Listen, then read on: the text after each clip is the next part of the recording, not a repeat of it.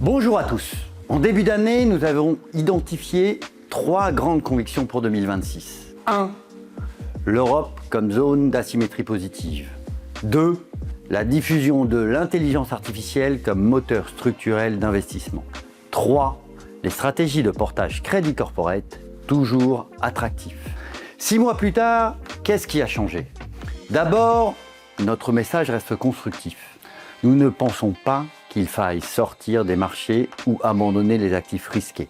Le cycle bénéficiaire reste solide, l'investissement dans des entreprises demeure dynamique et l'intelligence artificielle continue de transformer en profondeur les chaînes de valeur.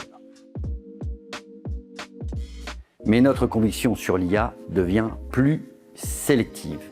Nous sommes plus dans une phase où il suffit d'acheter tout ce qui est exposé à l'intelligence artificielle. Le marché est devenu plus concentré, plus sensible au taux et parfois plus exigeant en termes de valorisation.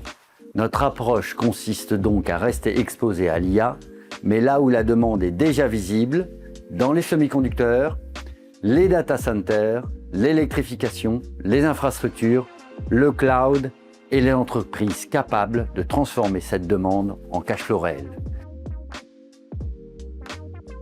Deuxième évolution, notre regard sur l'Europe s'est affiné. La conviction européenne avait été mise à l'épreuve par le risque de fermeture du détroit d'Ormuz. Cet épisode a rappelé une réalité, l'Europe reste plus exposée que d'autres zones au choc d'approvisionnement, à la dépendance énergétique et aux tensions sur les chaînes de valeur mondiales. Mais la perspective d'une réouverture progressive après l'accord entre l'Iran et les États-Unis constitue, selon nous, un nouveau catalyseur. Elle remet en lumière les atouts du marché action européen, des valorisations encore décotées, un positionnement des investisseurs toujours prudent et plusieurs thèmes porteurs comme la défense, l'électrification, les infrastructures, l'industrie et la relocalisation. Pour autant, cette asymétrie positive ne se matérialisera pas automatiquement.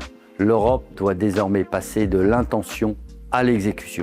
Cela veut dire mettre en œuvre rapidement les plans d'investissement annoncés, montrer davantage de signes concrets de coopération entre pays et faire évoluer la réglementation vers un cadre plus favorable à la compétitivité, à l'innovation et à l'investissement. En résumé, nous redevenons plus positifs sur les actions européennes, non pas par optimisme de principe, mais parce que la couple valorisation-catalyseur redevient plus intéressant. Mais la clé sera l'exécution. C'est elle qui permettra de transformer la décote européenne en véritable opportunité d'investissement. Enfin, sur l'obligataire, notre conviction s'est renforcée. Dans un monde où l'inflation est plus persistante, où les banques centrales sont moins prévisibles et où les finances publiques sont davantage questionnées, les obligations d'État longues offrent moins de protection qu'avant. À l'inverse, le crédit corporate conserve des fondamentaux solides, marge, génération de cash flow, bilan globalement maîtrisé et portage attractif. C'est pourquoi nous continuons de privilégier le crédit avec sélectivité, notamment face aux souverains. En résumé, nous restons positifs pour 2026, mais pas complaisants. Nous restons investis dans l'IA, mais avec davantage de vigilance. Nous redevenons plus positifs sur l'Europe, mais sans complaisance vis-à-vis du mal endémique de l'Europe, une exécution trop lente sur base nationale. Nous pensons que le crédit corporate reste aujourd'hui l'un des meilleurs compromis entre rendement, visibilité et maîtrise du risque.